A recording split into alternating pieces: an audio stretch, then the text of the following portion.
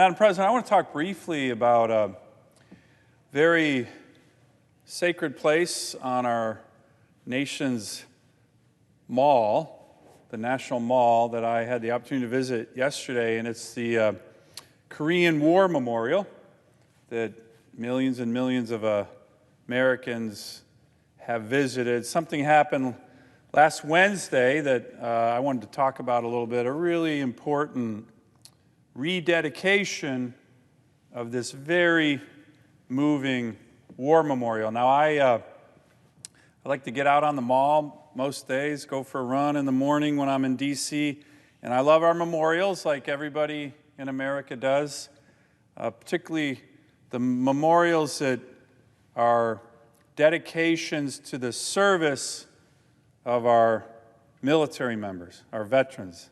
Presiding officer is a veteran, war hero. I have a ton of respect for her service. But whether it's the World War II, Vietnam Memorial, one of the most moving memorials that I like to visit is the Korean War Veterans Memorial. Why? Well, I think there's so much we can all learn from the Korean War. In the Marine Corps, they really drill into you what happened during the Korean War. Unfortunately, not enough Americans know about the Korean War, but one of the big lessons is you need to be ready.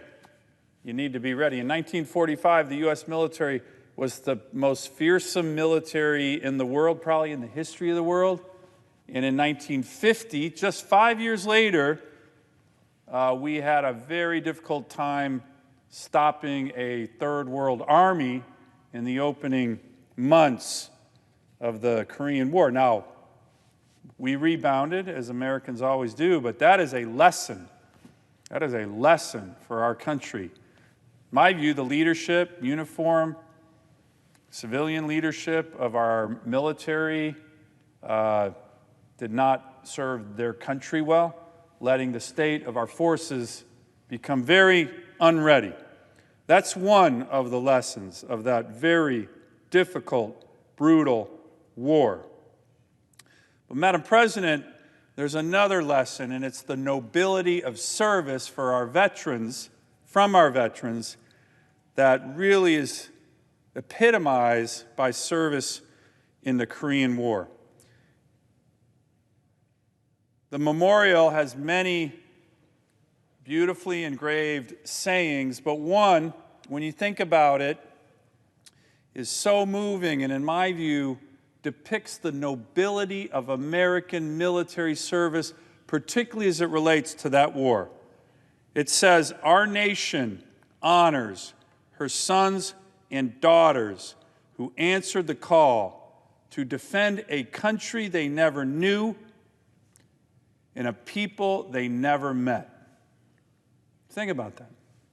Young men and women in America sent to fight halfway around the world to defend freedom, and that's exactly what they were doing. And they didn't even know who they were defending. A lot of them didn't even know where they were. To me, those words capture the essence of nobility, and so does the Korean War Memorial. You see part of it here. The centerpiece is 9 large statues.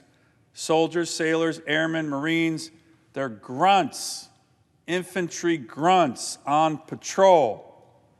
You can see there's a cold, wet wind whipping their ponchos. Their faces are full of fear when you look at the statues, but also pride and determination. And all of this, in my view, captures the nobility of our service and our sacrifice as a nation in this war. Now, historians have referred to the Korean War as the forgotten war. I'm kind of a Korean War history buff. I really, really dislike that term. I think we should just get rid of it. It's kind of a pejorative term in some ways. I've always thought it downplays the sacrifice and nobility and meaning of this very brutal conflict.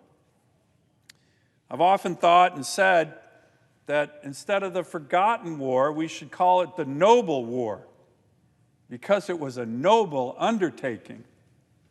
It was a noble undertaking. Anyone who knows the history of this war, or visits the memorial, or knows a Korean War veteran or their family members, knows that this was a noble undertaking by our great nation, saving a country, literally, saving a country. And we sacrificed a lot for it. That's the other thing, Madam President, that I think is very powerful on this memorial. If you take a look at it, another depiction. You've heard it many times, but it's right there. Freedom is not free. Freedom is not free. And indeed, the freedoms that we enjoy in America, that so many countries around the world enjoy right now because of our military members over the course of history, decades. I always like to say, probably the greatest force in liberating mankind from oppression and tyranny in the world is the U.S. military. Think about it, hundreds of millions of people. World War I, World War II, the Civil War, of course. But the Korean War, certainly. Over 37,000 Americans were killed in action. Over 8,000 still listed as missing in action. And over 103,000 Americans were wounded. And of course, the killed and wounded Korean veterans and military and civilians from that war are literally in the millions. In the millions. But what also resonates are the very, very tangible results of the war in terms of freedom. Many of us have seen the famous satellite images at night taken over the Korean Peninsula, the whole peninsula. And if you look at the 38th parallel and what's north, it's literally dark and looks cold and looks lifeless. And if you look at everything south in that satellite picture, it's alive, bursting with life and light.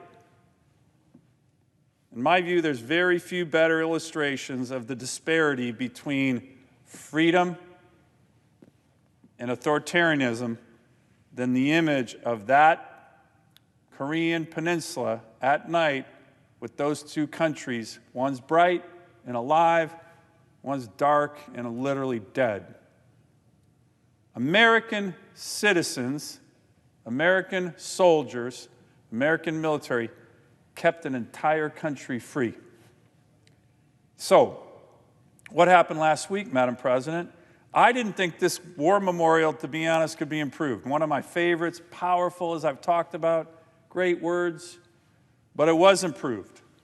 Last Wednesday, I had the opportunity to attend the dedication, really the rededication of the Wall of Remembrance that was added to the Korean War Memorial last week. The wall now has engraved on it the 36,573 Americans that were killed in action. Every one of them, like the Vietnam Wall. This is an example of what you'll see at the new memorial. I encourage everybody, every American, if you're in D.C., go take a look. Go pay your respects. It is so moving. It has dramatically improved this memorial, which I didn't think could be improved upon. Importantly, Madam President, intermixed in the names of the Americans are also the 7,200 Katyusha soldiers. These were the Korean Army personnel who served with American forces right alongside them. So they're just here. They're not divided by American and Korean. Those are just the ones who served with the Americans. Again, the Korean military, their killed in action numbers are way higher than even these. And here's the thing The other thing, Madam President, that's so moving about this memorial, the names are actually laid out by service: Army, Navy, Air Force, Marines, and they're actually listed according to rank. So if you look at the Vietnam Memorial, it's mixed in, doesn't matter what service, and it's the date in which somebody was actually killed, chronological. This is by military service and their rank. Why does that matter? What does it mean? Well, I'll tell you what it means. It depicts the sacrifice of war, regardless of what the war is. Wars throughout history, up until now, always fall upon the young men and women of our great nation. The 18, 19, 20-year-olds. They're the ones who do the fighting, and they're the ones who do the dying. So, for example, this is actually a picture of the section after section after section after section, which is just U.S. Army private first class, U.S. Army PFCs, and it's just thousands. One group. Huge sacrifice. Huge sacrifice. So I encourage everybody to go out, take a look at this newly improved Korean War Memorial that was dedicated last week. It was such a moving ceremony, made all the more moving by the beautiful voice of Miss America, Emma Broyles, who sang "God Bless America" in front of the thousands of veterans who were there, thousands, Americans, Koreans. And by the way, Emma is a constituent of mine, first Alaskan to win Miss America, first Korean American to ever win Miss America, so she did a great job. And the final thing, Madam President, I just want to mention is and I think the whole Senate, I'm working on a Senate resolution. Love to get some of my colleagues here on the floor right now to join this resolution with me. It's a simple resolution saying thank you to the Korean government and the Korean people. Because guess who paid for this memorial? It wasn't the American taxpayer. It was the Korean government and the people of Korea. Over 22 million. We had tremendous support from our Korean War American Veterans Associations. They did a great job. But the vast, vast bulk of the funding for this new, incredible, moving Korean War Memorial was from the people of Korea and the government of Korea. And they sent their defense minister, they sent their Veterans Affairs minister, they sent a huge delegation of members of their legislature, all for this ceremony. So I want to thank all of them. And I want to thank our veterans, our Korean War veterans, who served in the Noble War, not the forgotten war, the Noble War, a proud moment of history between our two great nations, a history that's bonded us, the Republic of Korea and the United States of America, for decades. And now our Gold Star families and Korean War veterans can visit the names of their friends and families and loved ones who did this.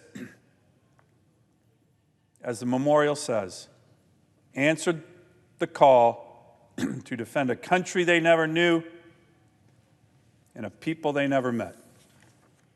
That's why this should be called the Noble War.